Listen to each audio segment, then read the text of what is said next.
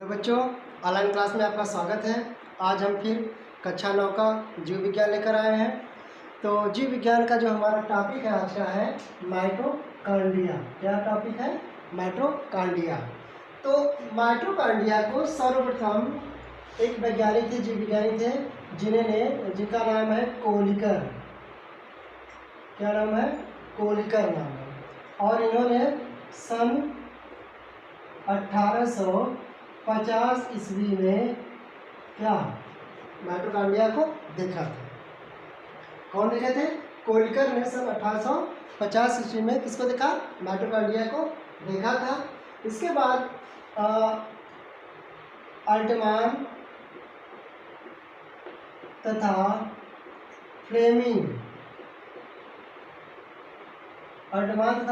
ने इसे क्या नाम दिया था? बायोब्लास्ट। क्या नाम दिया था? बायोब्लास्ट नाम दिया था। ठीक। अब ये कब दिए थे इन्होंने?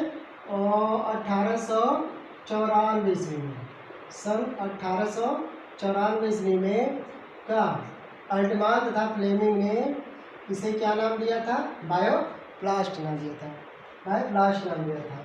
फिर इसके बाद सन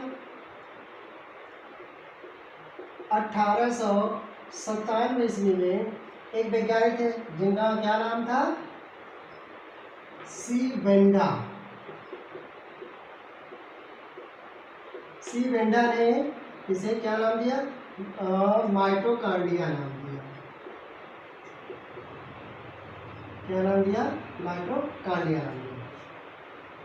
तो ये थे, इसकी इतिहास थी। अब देखिए हम बात करते हैं माइटोकॉन्ड्रिया की। तो माइटोकॉन्ड्रिया की संरचना तो आप दिखाई दे रहे हैं।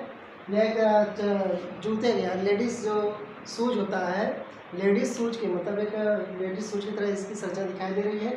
तो इसका जो लंबाई होता है, इसकी जो लंबाई लगभग होती है, लंबाई कितनी होती है? 3 से 5 माइक्रोन मीटर। क्या होती है इसकी लंबाई? 3 से 5 माइक्रोन मीटर होती है। और इसका व्यास जो होता है, व्यास कितना होता है? 0.2 से 2 म्यूलियम। क्या होता है? 0.2 से म्यूलियम। तो इसकी जो संरचना होती है, जो इसका आकार जो होता है, या हम इसकी संरचना कैसी होती है? गोलाकार होती है। गोलाकार। ठीक। और कैसा होती है? अंडाकार होती है। और कैसा होता है? गोलाकार, अंडाकार और क्षणनुमा भी होता है। ठीक। इसकी संरचना कैसी होती है? गोलाकार, अंडाकार और क्षणनुमा होती है, जिसका व्यास लंबाई लगभग 3 से 5 म्यूलियम होता है और व्यास लगभग होता है 0.2 से 2 म्यूलियम तक होता है। तो जो देखिए एक कोशिका में लगभग 200 से 300 माइटोकॉन्ड्रिया पाई जाती है। एक कोशिका में कितनी पाई जाती है? लगभग 200 से 300 माइटोकॉन्ड्रिया उपस्थित होती है। तथा जो इन सबको हम क्या कहते हैं? और ये जो माइटोकॉन्ड्रिया का जो समूह होता है, ये जो कोशिकाओं में अगर हम देख लेते हैं, जो सभी माइटोकॉन्ड्रिया को अगर हम एक साथ कहें तो इसका जो एक नाम होता है, इसे हम क्या कहते हैं? माइटोकॉन्ड्रियोन। क्या कहते हैं इसे? हम माइटोकॉन्ड्रियोन कहते हैं, या हम कह सकते हैं इसे माइटोकॉन्ड्रियोन कहते हैं। बहुत सही। इसके बाद क्या होता है कि अब देखिए इसकी जो संरचना होती है दोहरी झिल्ली से घिरी होती है। अब इसकी हम संरचना की बात करें, अब इसकी हम संरचना की बात करते हैं, तो संरचना यानी स्ट्रक्चर की बात करें हम, तो स्ट्रक्चर्स में क्या होता है? जो प्रत्येक माइटोकॉन्ड्रिया होता है यह दोहरी झिल्ली से घिरा होता है। कैसी झिल्ली से घिरा होता है?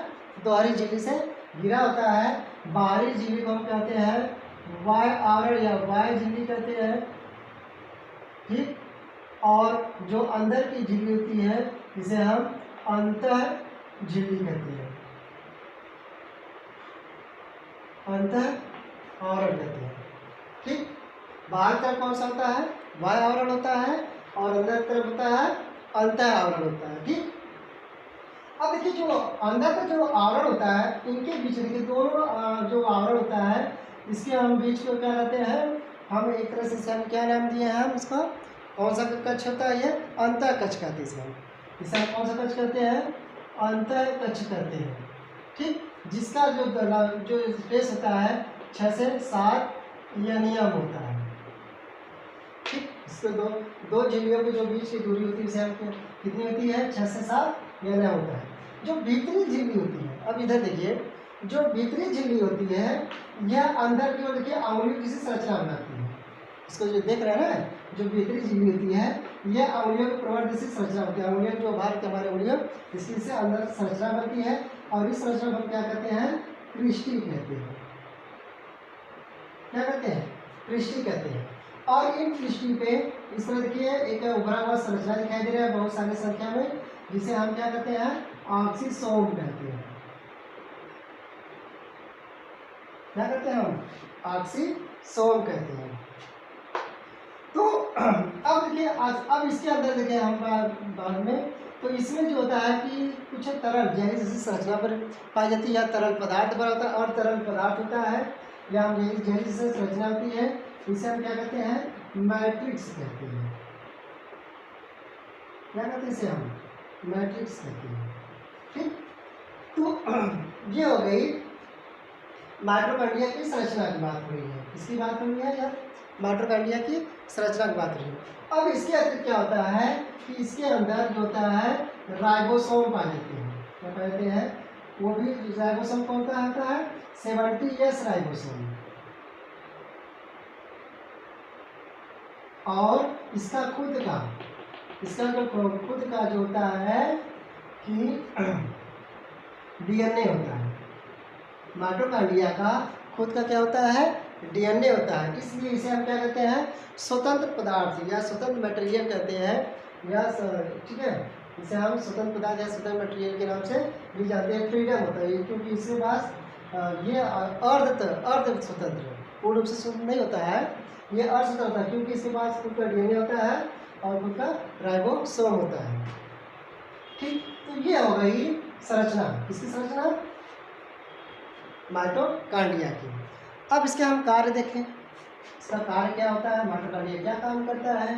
तो माइटोकॉन्ड्रिया का कार्य होता है यह मुख्य रूप से ऑक्सीशोषण। इसमें कौन सा कार्य होता है, जो इसका जो कार्य होता है, मुख्य कार्य क्या होता है, यह ऑक्सीशोषण। इनमें कौन सी क्रिया होती है, ऑक्सीशोषण क्रिया होती है। यानी कि इसमें जब ऊर्जा, यानी जब इसमें भोज्य पदार्थ और ऑक्सीजन जब दोनों मिलते हैं तो यहाँ पे क्या होता है कि ऑक्सीकरण क्रिया होती है, दहन क्रिया होती है। भोजन पदार्थ यानी जो ग्लूकोज जो देते हैं हम C6H12O6 + 6O2, यह दोनों जब मिलते हैं तो यहाँ पे ऑक्सीशोषण क्रिया होती है। कहाँ पे, माइटोकॉन्ड्रिया में। तो यहाँ पे उत्पाद बनते हैं, 6CO2 बनता है प्लस 6H2O बनता है, प्लस क्या होती है, ऊर्जा मुक्त होती है, यानी कि एनर्जी फ्री होती है वो, यानी कि ऊर्जा मुक्त होती है। तो ये जो ऊर्जा होता है यह किसके रूप में होता है, एटीपी के रूप में होता है। एटीपी के रूप में संचरित होता है। इसमें जो माइटोकॉन्ड्रिया में जो ऊर्जा होता है यह एटीपी के रूप में संचित होता है। क्या होता है, संचित होता है। ठीक, अब ये जब अब क्या होगा कि ये एटीपी माइटोकॉन्ड्रिया से निकलकर कोशिकाओं में पहुंच जाता है। कहाँ पहुंचता है, कोशिकाओं में पहुंचता है, कोशिका के अन्य भाग में पहुंचता है। तो यह क्या होता है कि एडीपी में बदल जाता है। यानी कि ये क्या करता है, एक फास्फोरस मुक्त कर देता है, और जब फास्फोरस मुक्त करता है तो उस समय अधिक मात्रा में ऊर्जा निकलती है। क्या निकलती है, ऊर्जा निकलती है। और जिस ऊर्जा से हम अपनी सभी जैविक क्रियाओं को या बाह्य क्रियाओं को करते हैं, इसलिए हम इसे क्या कहते हैं, कोशिका का पावर हाउस कहते हैं। ठीक है, कोशिका का विद्युत घर कहते हैं इसे, माइटोकॉन्ड्रिया को, क्योंकि यहाँ से ऊर्जा उत्पन्न हो रही है, इसलिए हम क्या कहते हैं, कोशिका का पावर हाउस कहते हैं। तो ये हो गया माइटोकॉन्ड्रिया के कार्य। ठीक, अब हमारा अगला टॉपिक है अंतःद्रवी जालिका, यानी हम इसे कहते हैं एंडोप्लाज्मिक रेटिकुलम। क्या कहते हैं इसे हम, एंडोप्लाज्मिक रेटिकुलम यानी अंतःद्रवी जालिका। जो अंतःद्रव्य जालिका होता है इसे सर्वप्रथम इनका जो वर्णन किया था K.R. पोर्टर ने। किसने किया था इसका वर्णन? इसको सबसे पहले वर्णन किसने किया था? K.R. पोर्टर ने 1945 में इसका विस्तृत वर्णन किया था। ठीक, तो जो अंतःद्रव्य जालिका होता है यह कोशिकाओं में, ठीक, यह जो होता है कोशिका कला होता है, ठीक, और यह जो भाग होता है इसे हम केंद्रक कला कहते हैं। तो ये जो अंतःद्रव्य जालिका होता है इसका जो एक छोर होता है यह किससे जुड़ा होता है? हम इस तरह बात करते हैं, इसका एक छोर जो होता है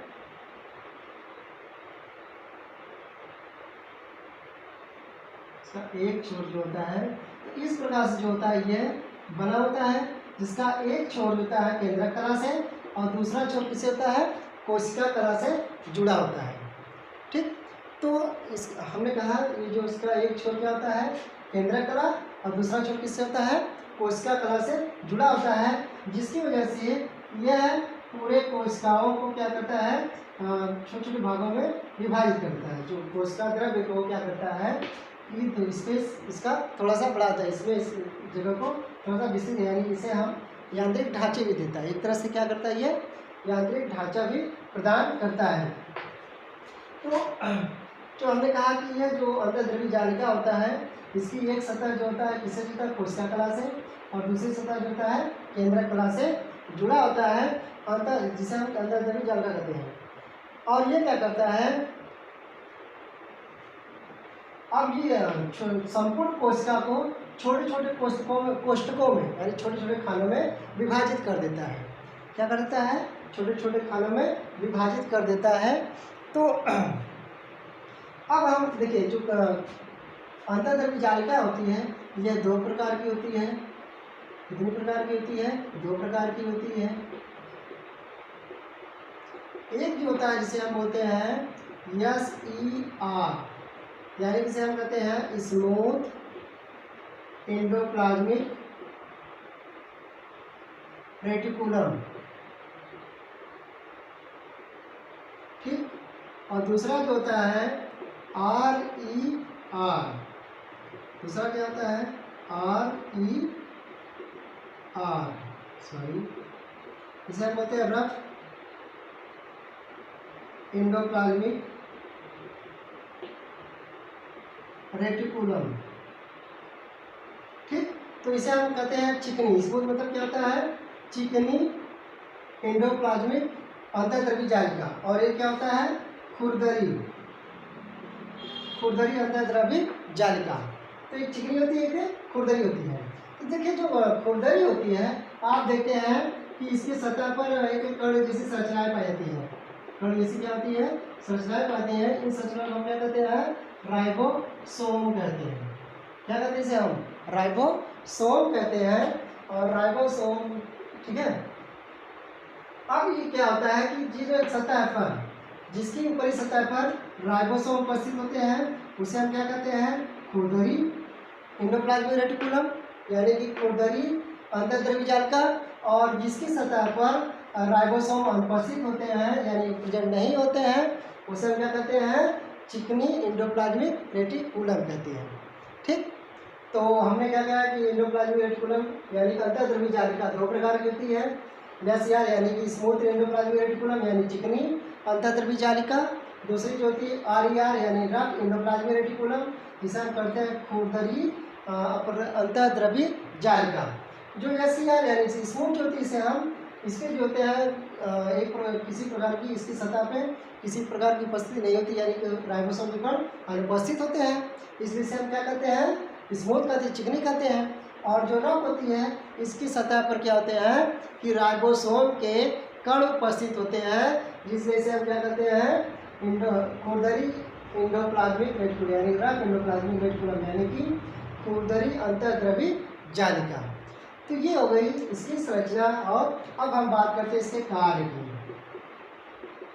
क्या क्या कार्य करता है? तो सबसे पहले क्या करता है कि यह कोशिकाओं को सहायता प्रदान करता है।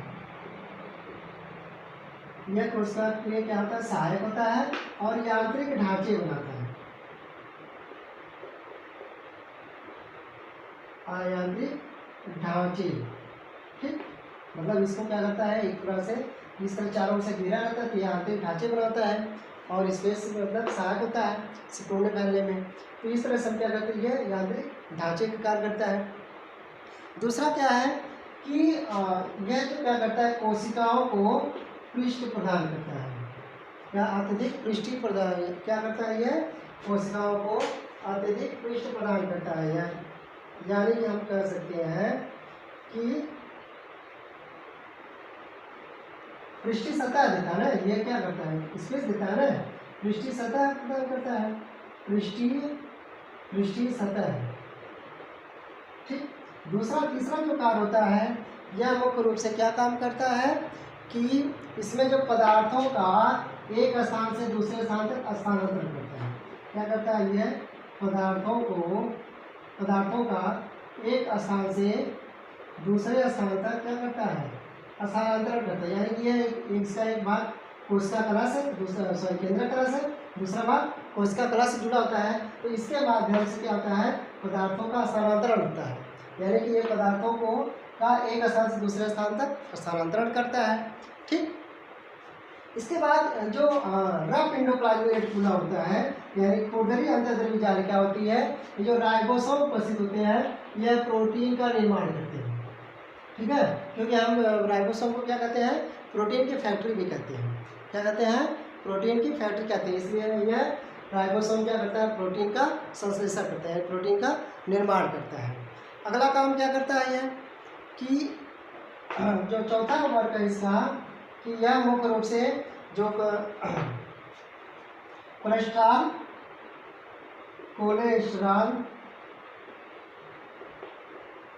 वसा, स्टेरॉयड आदि का क्या करता है, संश्लेषण करता है। ठीक है, तो यह हम कह सकते हैं जो एंडोप्लाज्मिक रेटिकुला है, इसमें ये सब पदार्थ क्या होते हैं, कोलेस्ट्रॉल, वसा और स्टेरॉयड क्या होता है, स्थित होते हैं या उपस्थित होते हैं इसमें।